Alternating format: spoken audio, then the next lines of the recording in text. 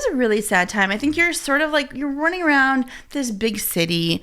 Everyone is, it's lonely. It's incredibly lonely. So every night you go out, you get dressed up, you go out with your girlfriends, you start at like 11:30 at night, which is ridiculous to me now. What the heck were we doing? I'm in bed long before that. Me too. Sidebar, this is a number of years ago, but a friend of mine still works the door in a nightclub, and the two of us go out, and we're trying to kind of just stay up, so we have a late dinner.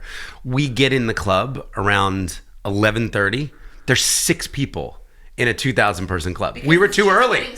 We were too early. We just left. Like 11:30. We were so tired, and people weren't arriving apparently until midnight or 12:30. It's crazy, but this was us. And you are in the most ridiculous outfits. Like, you are trying your hardest, because everyone is. You're wearing 4-inch stilettos, these short like dresses. You're with friends you don't even consider friends, because they're your go out friends, right? Like your buddies, your girlfriends that make you look good. And then the whole night, like, you're not having any meaningful conversations. You're just drinking shots. Like, guys are buying you drinks, you're getting drunk, and you're going home often. Well, you're either going home with a guy who you don't even know, which leads to all kinds terrifying. of really sad things, honestly, truly. And then like you wake up in the morning in their bed in a place you've never been before.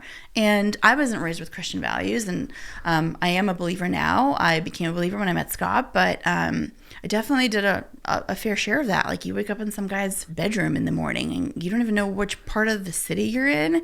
And then there is the dreaded walk of shame, which is so real. It's like it's a joke, but it's so real because I've done it. And you have to leave their apartment at 7 a.m. with the same outfit that you had on the night before, which is horrible. And then if you're a broke like 22-year-old, you don't have the money for an Uber, so you're taking the freaking subway.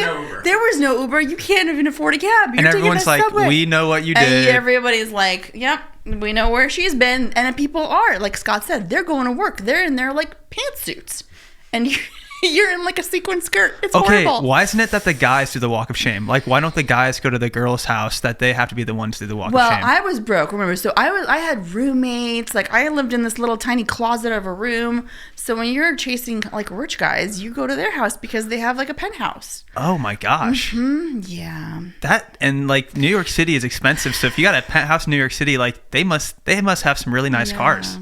No, well, you know what? I'll tell. I mean, like the one story, and I don't even know if Scott knows the story, but there was a guy I was dating. His name I will not mention. He seemed like a really nice guy. We had a lot of things in common, and one night I came over. He invited me back to his house. This wasn't the first time. We were sort of like interested in each other at that point, and I wouldn't sleep with him. And he said, "Well, then I don't want you to stay the night," and he kicked me out. Yeah, he just like, well, if you're not going to do that, then why are you here?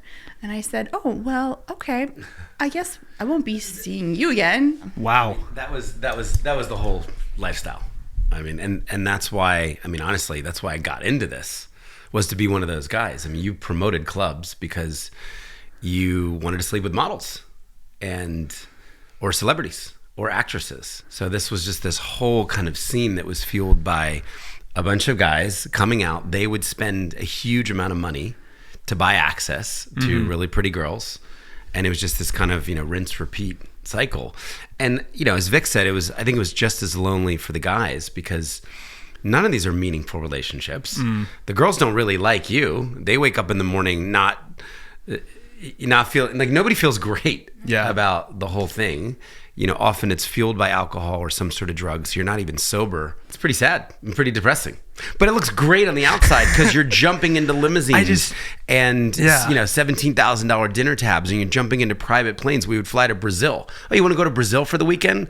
Let's call up 10 models, throw them on a plane. Oh, you want to go to Formula One in Montreal? Oh, we know a guy with a plane. Turn up at Teterboro Airport at 9 a.m, and the next thing you know, you're on a plane with gorgeous girls, rich guys, and you fly into Montreal and you're there for the F1, the Formula One race, and then Cirque du Soleil's premiere is that night. The founder of Cirque du Soleil because you've been to his house in South America. So everybody's, rolling in VIP to Cirque du Soleil. You're sitting in the front row for the never seen before opening of Cirque du Soleil in Montreal. And then you fly back on the private plane the next day and you've been up just for a 24-hour cycle.